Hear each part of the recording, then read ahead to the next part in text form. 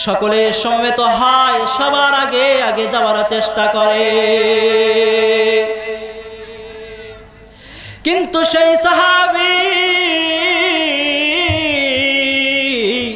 গরিবতার দরুন সবার আগে মসজিদে যাইতে পারতেন না, সবার আগে মসজিদে যাইতে পারতেন না। কত বড় কষ্ট লাগে, কত বড় কষ্ট লাগে। ও মুসলমান ভাই,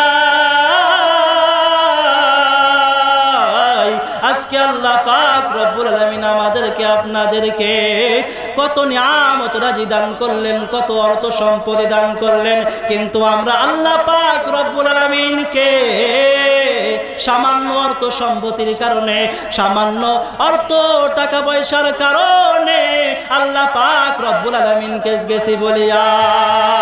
ও মুসলমান ভাই, সেই সাহাবী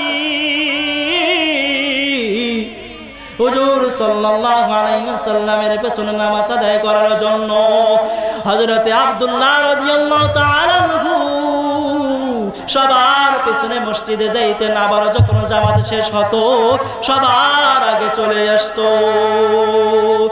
এই অবস্থা যখন হযরতে আবু বকর, ওমর, হযরতে আলী, হযরতে ওসমান দেখলেন, আর সহ্য হলো না, হযরতে হুজুর পাক সাল্লাল্লাহু আলাইহি ওয়াসাল্লামের কাছে গেলেন। নালিশ দেওয়ার লক্ষ্যে বললেন, ও হুজুর, তোমার এক সাহাবী যার নাম আব্দুল্লাহ, সে সবার পেছনে কেন মসজিদে আসে, আবার সবার আগে কেন চলে যায়?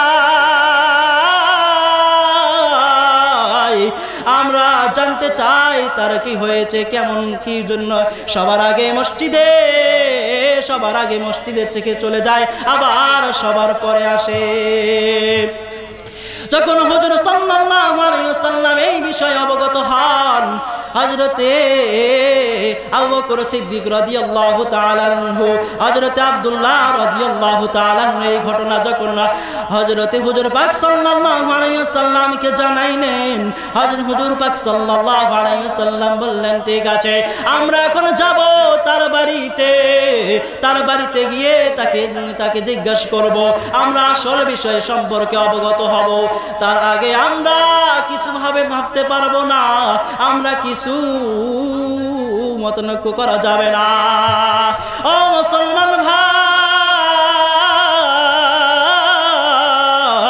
এবার হুজুর সাল্লাল্লাহু আলাইহি ওয়াসাল্লাম সহ হযরত আবু বকর, আলী, ওসমান, ওমর রাদিয়াল্লাহু তাআলা আনহুম আজমাইনদের সঙ্গে নিয়ে হযরত আব্দুল্লাহ সাহাবীর ঘরে গেলেন।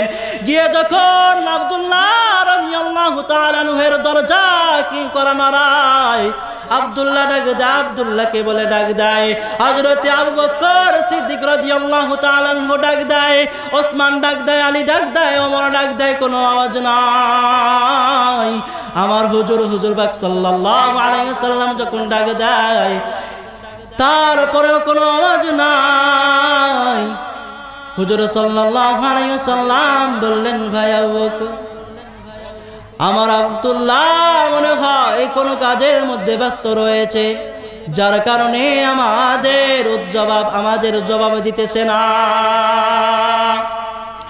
এবার যখন হুজুর সাল্লাল্লাহু আলাইহি ওয়াসাল্লাম সহ 4 খলিফাকে নিয়ে বাড়িতে যাবেন, আব্দুল্লাহ দরজা খুলে পেছন থেকে ডাক দিয়ে দেয়, বলেন, হুজুর, আপনি যে রহমাতাল লিল আলামিন, আপনি যে রহমাতাল লিল আলামিন, আপনি যে জাতি রহমাতাল লিল আলামিন। ও মুসলমান ভাই,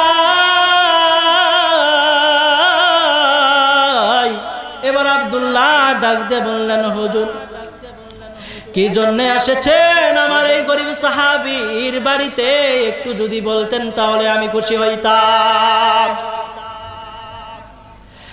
এবার হুজুর সাল্লাল্লাহু আলাইহি ওয়াসাল্লাম ডাক দিয়ে বললেন, ভাই আব্দুল্লাহ, আমার এই সাহাবী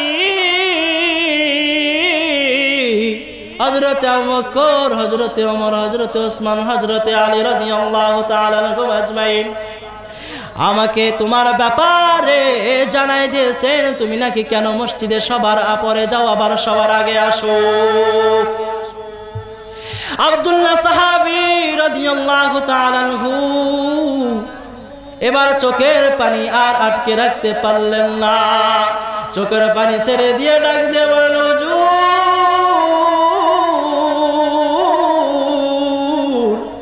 এমন বিষয়ে আমার সম্পর্কে আপনি জানতে চাইলেন, আপনি কি অন্য কিছু জিজ্ঞেস করতে পারলেন না? আমার অবস্থা এখন সকলের নিকটে পাশ হয়ে যাবে। এবার আব্দুল্লাহ সাহাবীর চোখের পানি দেখে হুজুর সাল্লাল্লাহু আলাইহি ওয়াসাল্লামের চোখের পানি বের হয়ে আসলো। চোখের পানি আর আটকে রাখতে পারলেন না। আমার হুজুর সাল্লাল্লাহু আলাইহি ওয়াসাল্লাম কেঁদে কেঁদে বললেন, তুমি কে বলবা, তুমি কে বলবা?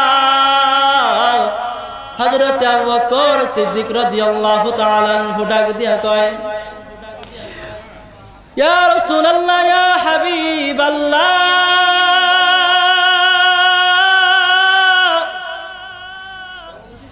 আমার একটা পোশাক, আমি যে মসজিদে সবার পরে যাই আবার সবার আগে আসি, কারণটা শোনো।